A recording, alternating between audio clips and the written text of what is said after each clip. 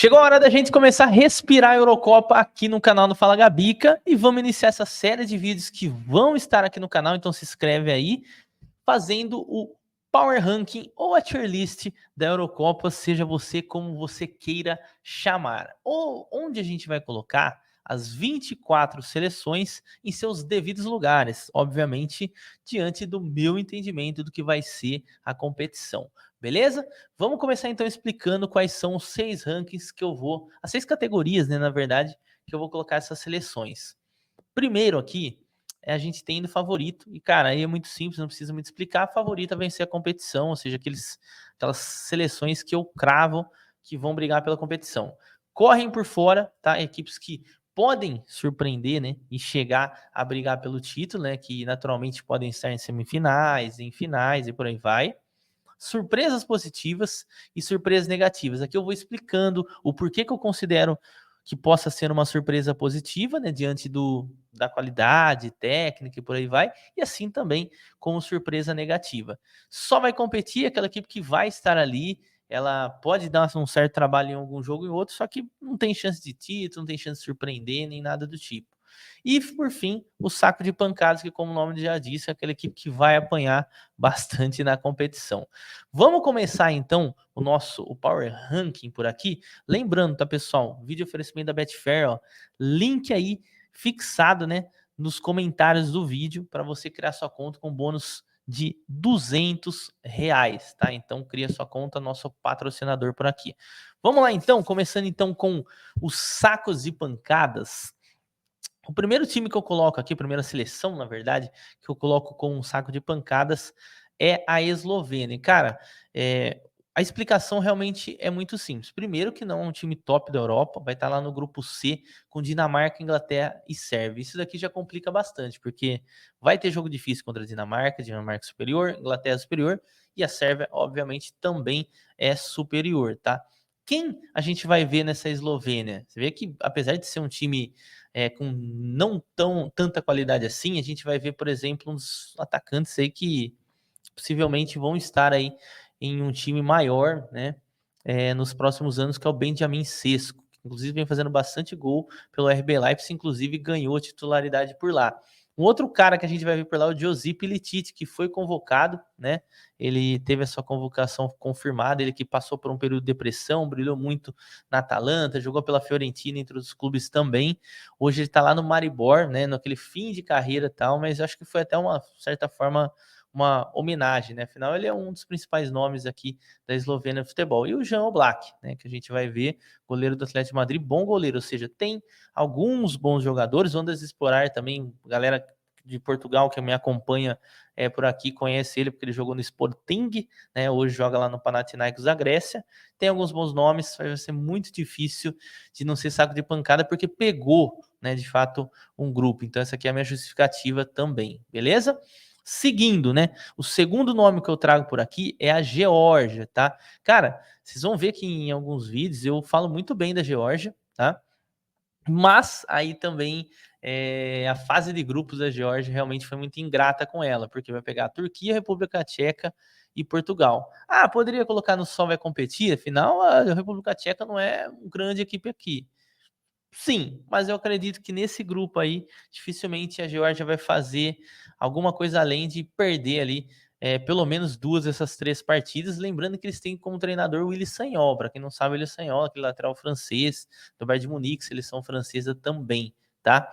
E aí no elenco, né? O principal nome é o Kvicha Kvaratskhelia. Essa também é uma das coisas que pesam para a equipe da Geórgia, que vem melhorando a sua geração, até porque estar numa Eurocopa realmente é algo muito grande para o futebol do país, mas ainda está muito longe de ser uma equipe de ponta. E tem o Georgi Mamardashvili, que também é um goleiro que eu gosto bastante, que joga na equipe do Valência, na Espanha, beleza? Então essa aqui é a justificativa, muito parecida com a Eslovênia. Uma outra terceira expectativa também de saco de pancadas é da Albânia. E a explicação realmente também é muito nessa linha. Olha o grupo que a Albânia pegou, o grupo B. Croácia, Itália e Espanha. É muito difícil a gente não imaginar que dos 9 pontos em disputa, a Albânia perca os 9, tá? O time que é treinado pelo Silvinho, aquele mesmo, né? Confia, quem lembra desse meme aí, Tem alguns bons nomes, como o Armando Broja, o Rei Manage, que inclusive eu gosto, né, jogando. Esse jogador aqui que eu não conheci, o Jacir Assani, também é muito bom jogador. Tem também o Christian Aslani, que já vem ganhando um pouquinho ali de espaço na equipe da Internazionale. O Rissai, que já é mais experiente, o Dismist, que é capitão, inclusive, da Atalanta, né, em diversas partidas. Você vê, o Marash Kumbulla, que também passou pela Roma, hoje já tá no Sassuolo. Tem alguns nomes, né, o Stracocha, goleiro, Berisha também goleiro, mas, mano, muito difícil da Albânia brigar com qualquer coisa nesse grupo tão complexo que você pegou. Realmente deu muito azar, né? Legal ver a Albânia aí na Euro, mas ser muito difícil de conseguir competir num grupo como esse, né? E por fim, a seleção da Romênia, tá? Eu acho que esse aqui é o quarto time que eu coloco como saco de pancadas, a Romênia que está no grupo de Bélgica, Eslováquia e Ucrânia. Cara, até um grupo mais competitivo, tá? Mas eu ainda vejo a Eslováquia à frente, a Ucrânia à frente e a Bélgica a gente nem se fala, né? Futebol romeno, assim, eu vejo um jogo outro, assim, principalmente eliminatória, dá um pouquinho de trabalho quando joga dentro de casa, mas além disso, realmente é muito difícil fazer qualquer coisa. O principal jogador é o Dragusin, né, que foi vendido a milhões de reais para a equipe do Tottenham, né, ele que também tem passagens pela Juventus, pelo Genoa, é bom zagueiro, inclusive. Então esses aqui para mim são os candidatos a saco de pancadas. Avançando mais um nível aqui na nossa tier list, vamos no só vai competir. E o primeiro time que eu acredito que só vai competir nessa Eurocopa é a seleção escocesa. Cara, até uma geração interessante, né? Se a gente for olhar aqui os nomes, né? Como por exemplo o Andrew Robertson, tem também o Scott McTominay, que vira e mexe, inventa de fazer uns gols. O John McGinn, que tá jogando muita bola no Aston Villa, mas o ataque que eu acho que é um pouco contrastante, né? Acertei a palavra, do restante aí de alguns setores aqui da Escócia. Assim, vendo os jogos da Escócia, ela pesa muito nessa questão do cruzamento na área, bola parada. Então, assim, isso aí fica até uma dica para vocês. A Escócia realmente é muito forte, mas com a bola rolando, sabe? É um time que tem muita dificuldade. Aí pegou um grupo com Alemanha, Hungria e Suíça, para mim é o pior desse grupo, por isso que eu acredito que só vá competir por aqui, beleza? Seguindo, depois da Escócia, eu vou colocar a seleção da Áustria, tá? A Áustria que está no grupo D com França, Holanda e Polônia, tá? Na minha opinião, vai competir principalmente com a Polônia para tentar sonhar com uma possível qualificação, que realmente é difícil no grupo de França e Holanda por aqui, mas é para mim a terceira força desse grupo, tá?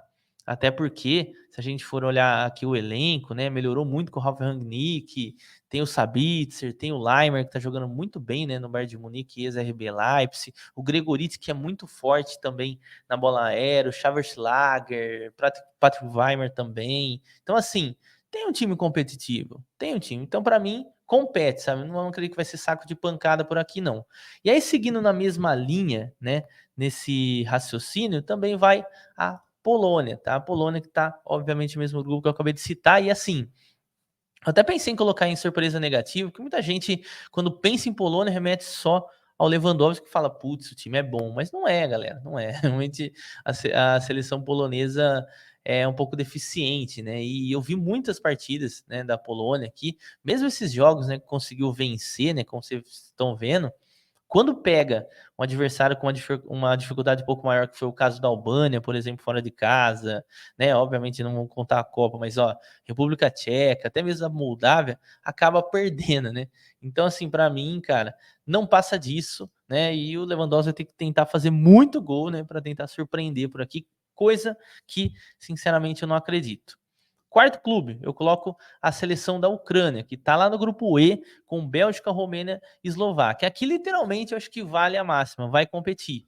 A seleção ucraniana, vale a pena ressaltar, hoje em dia a gente conhece menos os jogadores, né? Porque tem muitos também jogadores que jogam no Dinamo e Shakhtar, e pelo menos eu, depois, por conta da guerra, né? Acabei deixando um pouco de acompanhar, mas eu vou trazer alguns nomes que eu conheço aqui, tá? Como é o caso do Artem Dovbyk, né? O Roman Yaremchuk, que também não tá naquele auge dele, tá? Mas é bom jogador. E claro, o principal nome é o Mikhailo Mudryk, que é jogador do Chelsea, né? Na seleção ucraniana ele até joga um pouco mais solto, né? acho que por conta da confiança, né, que se dão por eles, e o Alexander Zinchenko, que é o capitão. Então, assim, tem bons nomes, o Lunin, né, que é goleiro do Real Madrid também, e esse jogador que eu acho bem interessante, o Zubkov, um jogador canhoto, realmente muito forte, finaliza de fora da área e tal. Então, assim, compete, tá? Compete. O grupo, tá? Se a gente for parar para pensar, a Ucrânia para mim é a segunda colocada, tá? Mas também não acredito que vá surpreender, vai ser uma surpresa positiva se eles classificarem aqui nesse grupo, não. Por isso que eu não coloco nesse quesito. Depois, a gente vai de Eslováquia, tá? A Eslováquia também, assim, tem alguns bons nomes, vai competir nesse grupo, na minha opinião, tá? Na minha opinião, passa a Bélgica, Eslováquia ou Ucrânia, acho que na questão ali da Romênia realmente fica muito difícil, é por isso que eu coloquei a Romênia que não vai classificar. E um dos principais jogadores hoje da Eslováquia é um até menos conhecido de nós brasileiros, mas quem acompanha o campeonato português já deve ter visto, que é o Robert Bosniak, que é jogador do Boa Vista, artilheiro lá e tal. Então, assim, pode surpreender fazendo alguns gols. E o Lobotka, né? Que é jogador da equipe do Napoli, o Skriniar, né? O Dubravka e tal, mas o Skriniar também, olha, falar pra você, depois que foi pro PSG, sumiu o futebol do homem. Mas, para mim, a Eslováquia só compete. E, por fim, a República Tcheca, que é outro time que eu também coloco nessa categoria. República Tcheca que está no grupo F com Turquia, Portugal e Geórgia. Vai competir, sonhar com uma possível segunda vaga? Vai. A geração é interessante? A geração é interessante. Tem o Patrick Schick, tem o Václav Černý, que agora desembarcou no futebol alemão, também fez uma temporada ok ali pela equipe do Wolfsburg, que inclusive foi mal, né? Tem os Thomas Souček, o Antonin Barak, apesar de ser reserva lá na Fiorentina, sempre quando entra bem, o Vladimir Kufal, enfim. É uma geração ali que envolve, né, jogadores jovens e mais velhos que acredito que vai competir. Se passar para a próxima fase, já, na minha opinião, é surpresa, beleza? Então aqui a gente fecha os times que só competem. Vamos abrindo então aí a caixa de Pandora das surpresas negativas, tá? E cada uma delas eu vou linkar o porquê eu coloco uma surpresa negativa, beleza? Primeiro, eu coloco a Suíça. Lembrando que a Suíça, cara, na última Euro, ela eliminou a França, tá? Que era, obviamente, uma das favoritas. E por que eu coloco como surpresa negativa? Cara, a seleção suíça tem bons nomes, mas como conjunto tem uma dificuldade tremenda, extrema de conseguir, sabe, fazer com que o time jogue à altura, né, do elenco que ele tem, tá? Como por exemplo, a gente pode colocar aqui muitos nomes, no Okafor, que agora no Milan tá tentando ganhar um pouco mais de espaço, o Bruno Embolo, o Granit Xhaka, que nossa, que temporada maravilhosa que ele fez pelo Leverkusen, assim como o Remo Freuler também lá no Bolonha, que surpreendeu a todos. O Endoy também é outro jogador do Bolonha que realmente está muito bem. Inclusive tem uma galera, né, do Bolonha que joga na seleção suíça, né? Na zaga tem o Akanji, que vai muito bem no Manchester City. O Fabian Schär, que também é muito bem ali no Newcastle. O Ian Sommer, que é um dos goleiros que eu mais gosto, né? Que eu acredito que vai para o banco. Ou seja, tem dois goleiros muito bons, né? O Gregor Kobel e o Ian Sommer. Então, assim, é um time de qualidade? É. Mas eu acredito que como conjunto não rende o esperado. E tem chances, viu? Ó, vou cravar aqui. Tem grandes chances de cair nesse grupo, viu? Não é um grupo fácil, tá? Não acho que a Suíça esteja tão acima de Escócia e Hungria, não, tá? Qualidade, sim, mas em desempenho eu creio que não. Então por isso que eu coloco a Suíça como uma surpresa negativa, né? Uma possível surpresa negativa. Agora esse nome vai chocar muita gente, tá? Esse nome vai chocar muita gente, que é a seleção da Itália, tá? Nossa, que logo feio aqui, mas enfim. Por que eu coloco a Itália como surpresa negativa? Na minha opinião, tá? É uma geração que ela precisa amadurecer ainda, né? Igual, se a gente pega, claro que essa aqui não é a escalação final, tá? Esqueci até de comentar com vocês.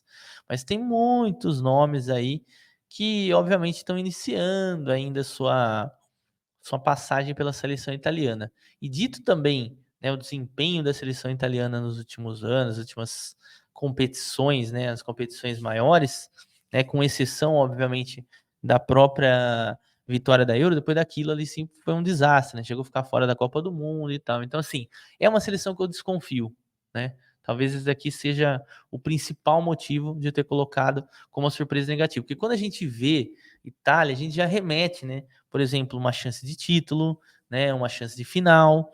E, na minha opinião, se nenhum desses dois acontecerem pela grandeza da Itália, né, não chegar numa semifinal, por exemplo, para mim já cai como uma surpresa negativa. Então, é assim que eu defendo, né, eu embaso aí o meu pensamento com surpresa negativa da seleção italiana. Provavelmente vocês vão concordar, mas eu quero saber a opinião de vocês, tá? Pode colocar aí, não somente sobre a Itália, como todo aí o Power Rank, a tier list que a gente vem fazendo aqui, beleza?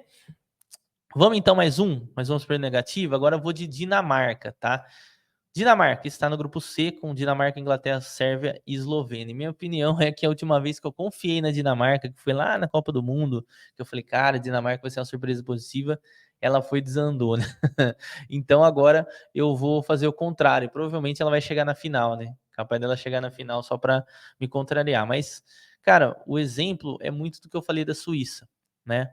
Tem um time bom, tem um time de qualidade, mas assim, como elenco ali fechadinho, né? Eu acho que rende muito menos do que poderia render. Tanto que, óbvio, a gente olha aqui e fala: caramba, olha a porrada de vitória, olha o histórico. Mas aí, cara, quando pega uma seleção um pouquinho mais chata, como é o caso do Cazaquistão, por exemplo, fora de casa, já consegue ter um pouco mais de trabalho, sabe? Já dá um pouquinho mais de trabalho para a seleção dinamarquesa. E aqui nenhum deles, né, foi um super hiper adversário, tá?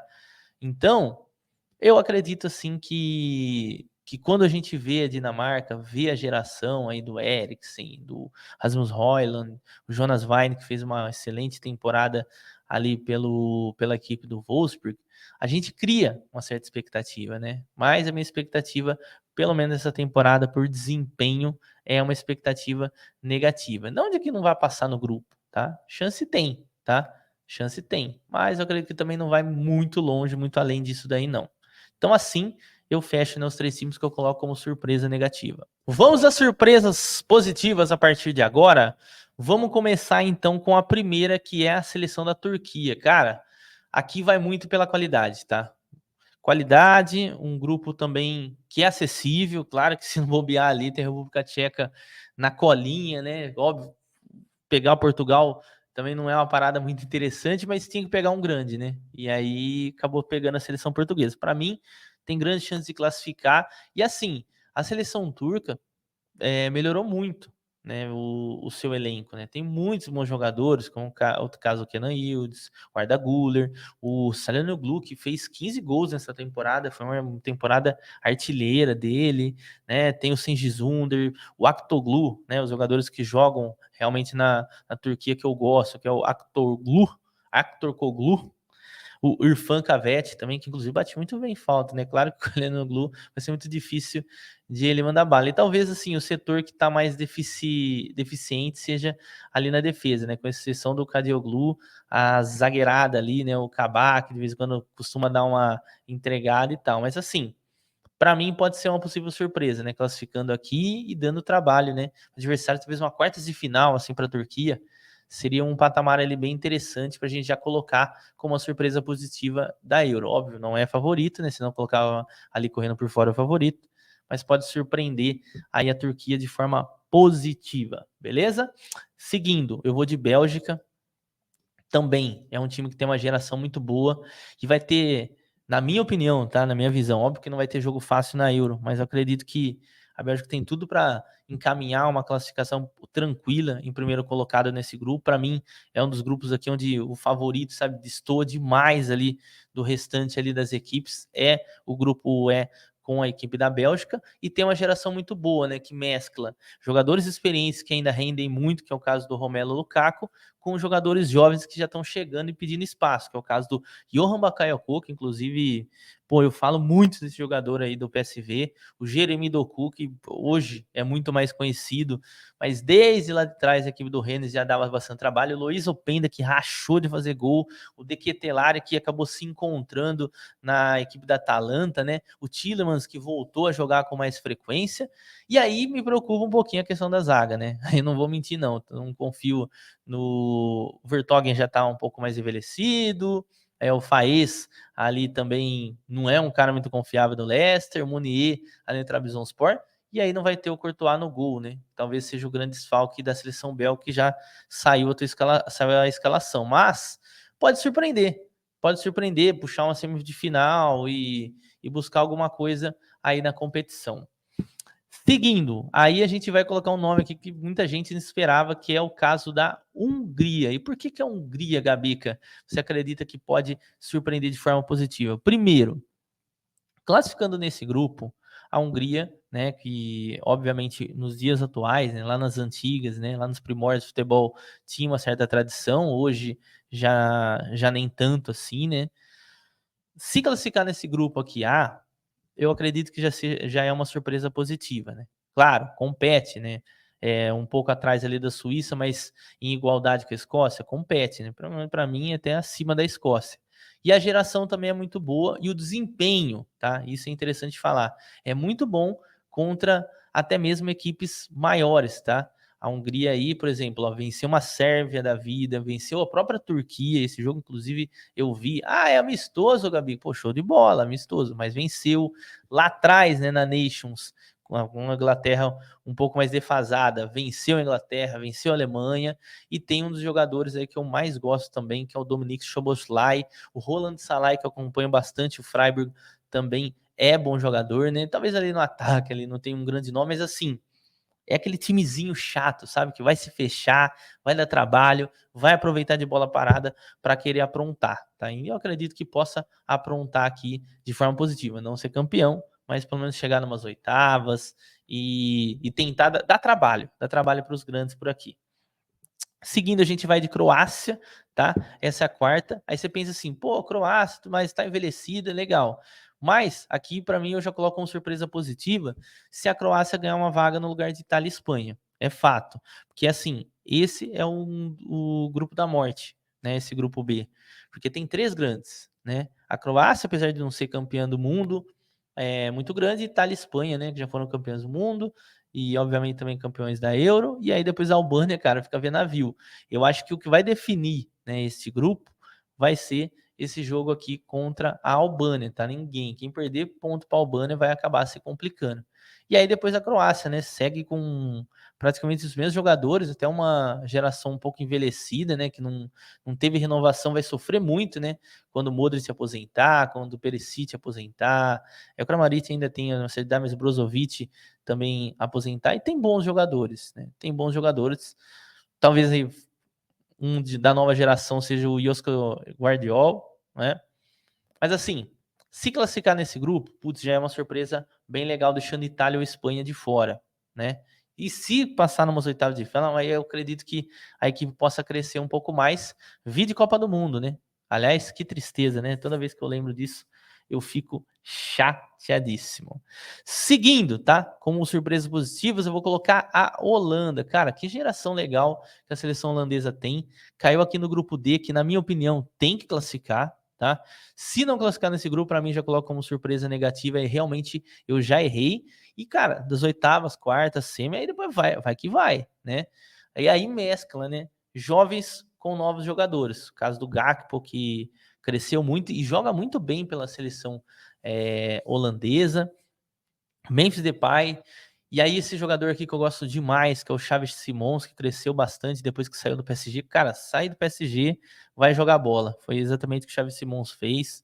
Tem alas, né, bem interessantes, que é o caso do Jeremy Frimpong e Denzel Dumfries, que inclusive eu tô até um pouco curioso para ver como o Ronald Koeman vai montar isso daqui. Se ele vai colocar os três zagueiros, se vai colocar o Dumfries como um zagueiro pelo lado direito, ou ele vai bancar o Frimpong, porque tá difícil, viu? O Frimpong normalmente não é titular da seleção holandesa, mas a temporada que ele fez, né, cara, realmente bizarro. E é uma zaga, né, o De Ligt, que já teve uma temporada mais regular, o Van Dijk, e ali no gol, né, que sempre essa complicação, né, o Van Bruggen aqui talvez possa ser o titular, mas nenhum deles eu acabo confiando muito não, mas assim, a Holanda classificando, né, nesse grupo, como é de se esperar, e aí depois conseguir ali passar pelo menos alguns dois mata-matas, eu acho que já dá para colocar que eu acertei nessa surpresa positiva, beleza? E por fim eu vou deixar a Sérvia também como uma surpresa positiva. E por que, Gabi, que é uma surpresa positiva?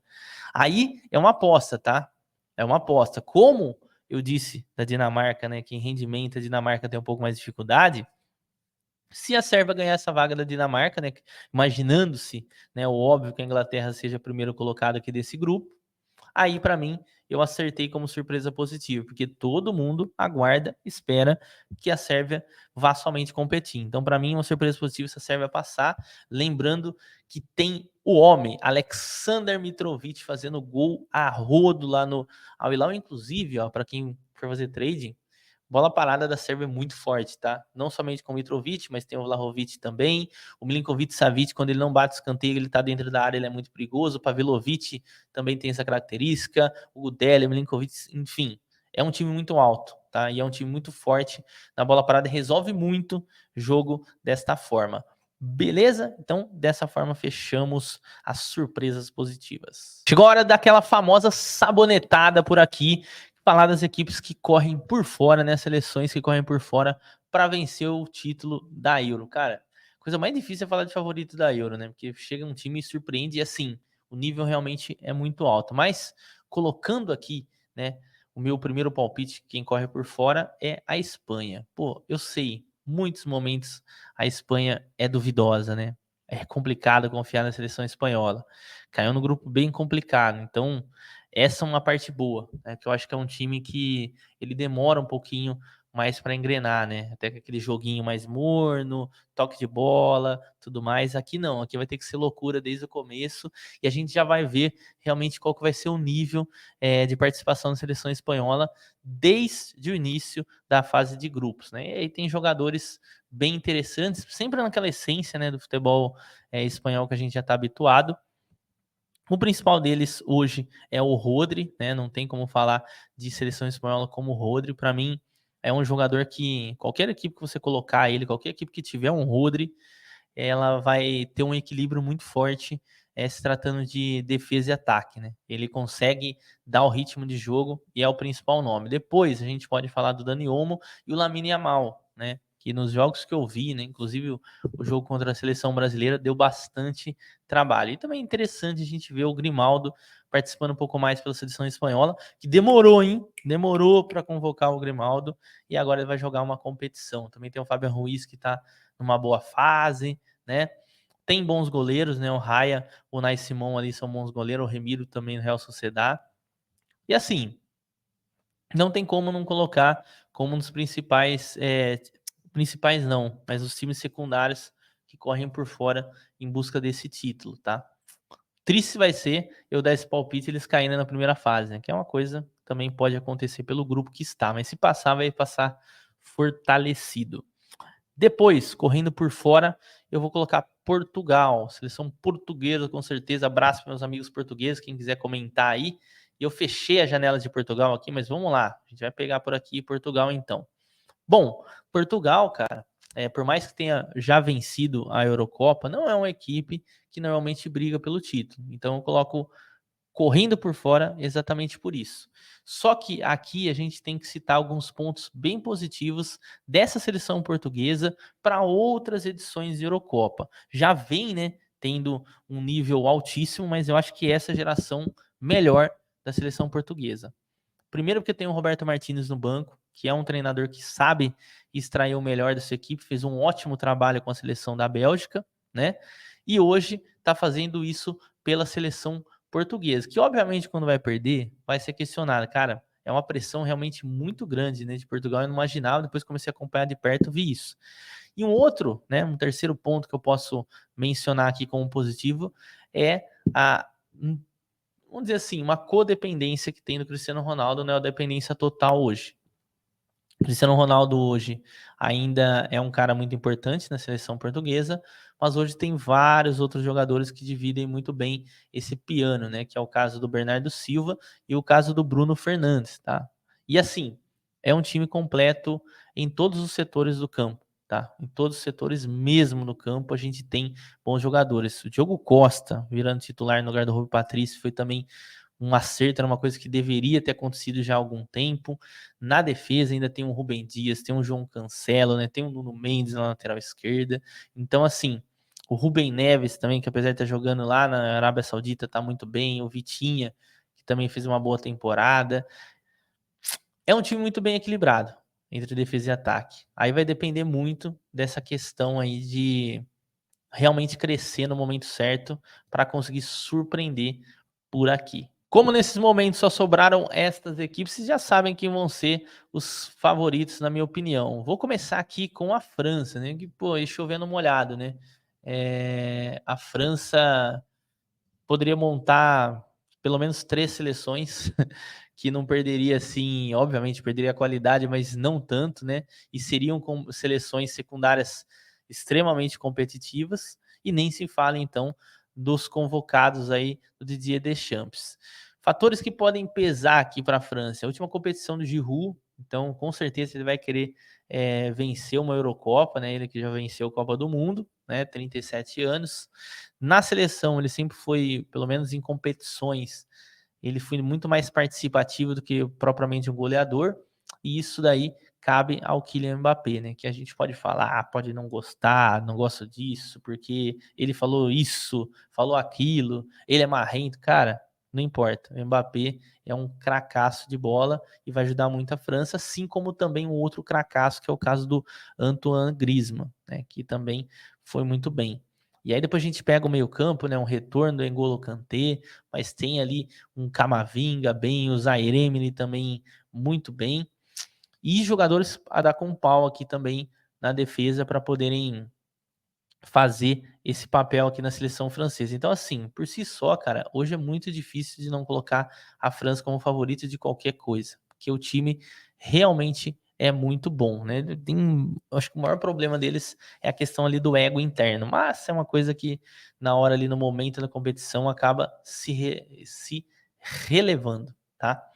Depois eu coloco a seleção inglesa, né? Que inclusive nas odds, tá? Se a gente for aqui na Betfair, caso você queira criar sua conta, cria aí pelo link na descrição, ó. É o maior favorito hoje, tá? Hoje a seleção inglesa é o maior favorito a vencer a Euro, né? Seguido da França, inclusive, que a gente já citou nesse vídeo. E aí também, um grupo relativamente acessível, óbvio que não serão jogos simples, como é o caso aí que eu mencionei da Bélgica, mas, poxa, se eles não passarem aqui, aí tá de brincadeira, né? E aí chega como um grande favorito uma geração absurda, né? Que teve a possibilidade de deixar jogadores como Rashford, o Sterling, que eu nem gosto tanto, mas é bom jogador, o Sancho, né? Que fez uma temporada muito forte aqui com o Borussia Dortmund, de fora. Né, de fora. Por quê? Porque eu tenho o Bukayo Saka, porque eu tenho o Cole Palmer jogando muito, porque eu tenho o Phil Foden, que inclusive muitos dizem que vai estar na lista de melhor do mundo essa temporada 2023-2024. Jude Bellingham, que nem se fala, e claro, ele, né, Harry Kane. Ainda assim, né, lá na defesa tem alguns problemas, porque o Harry Maguire segue sendo convocado, mas é aquilo que eu falo. No contexto de seleção inglesa, ele não costuma ficar muito exposto, não, né? E aí ele é muito forte na bola aérea, ele é muito forte ali nas divididas, tá? Então, assim, não é que eu tô defendendo, tô achando que eu acho que ele é um craque, mas não. Dentro do contexto da seleção inglesa, ele realmente sempre desempenhou bem e, pelo jeito, esse é um critério do Gareth Southgate para continuar convocando ele. E ele vai ser titular. Quer a gente queira, quer a gente não. Então, a Inglaterra é um dos favoritos. E, por fim, a Alemanha. Cara, esse daqui, muito por conta, não do desempenho recente. Porque o desempenho recente, se a gente for olhar, ainda é meio fraquinho, né? A Alemanha vem de 2 saídas de Copa do Mundo em fase de grupos, né? E isso daí diz muito sobre o que aconteceu da geração de 2014, quando foi campeão no Brasil, né, da Copa do Mundo, para cá, né? Teve alguns bons, como que eu posso dizer, vexames, né? Acho que é essa palavra. Hoje, o Julian Nagelsmann, isso que a Alemanha ficou muito tempo com o mesmo treinador. Passou o Hans Flick, não foi legal. Julian Nagelsmann vai tentar recuperar essa seleção. E uma das coisas que me entristece é saber que o Julian Brandt não estará nessa seleção. Eu acho que aí já foi um erro, um vacilão dele. Mas temos o Florian Wirtz, que está jogando o fino da bola, o Jamal Musiala, que também está jogando muito bem, o Leroy Sané, que está jogando muito bem, o Füllkrug, caso precise de um centroavante, e aí a despedida de Toni Kroos, que é um fator muito importante, porque se o Toni Kroos retornou para a seleção, é porque realmente ele acredita que tem chance. Isso lembrando, né, que a Euro vai ser jogada na Alemanha, ou seja, joga dentro de casa, com um dos seus maiores ídolos, né, da última geração alemã, se despedindo, né, do futebol e obviamente também da sua seleção, e todos esses fatores acabam corroborando, né, para que a Alemanha também surja como um possível favorita ao título. Na minha opinião, atrás aí de França e Inglaterra, porque eu acho que são seleções melhores e mais bem estruturadas, mas a Alemanha quase que corre por fora, mas ainda coloco como um dos favoritos, beleza? Agora aquele momento, ó, você dá aquele print maroto nessa tela aqui, ó, pum, e depois você me cobra depois da Eurocopa. Beleza, pessoal? Então, ó, vamos fechar aqui o nosso vídeo, finalizando, espero que vocês tenham gostado. Concorda com a minha opinião? Discorda com a minha opinião? Deixa aqui nos comentários e, claro, cria sua conta para postar na Eurocopa pela Betfair com bônus de R$200, nosso patrocinador, dá esse moral aí pra gente. Fechou? Valeu, galera. Tamo junto.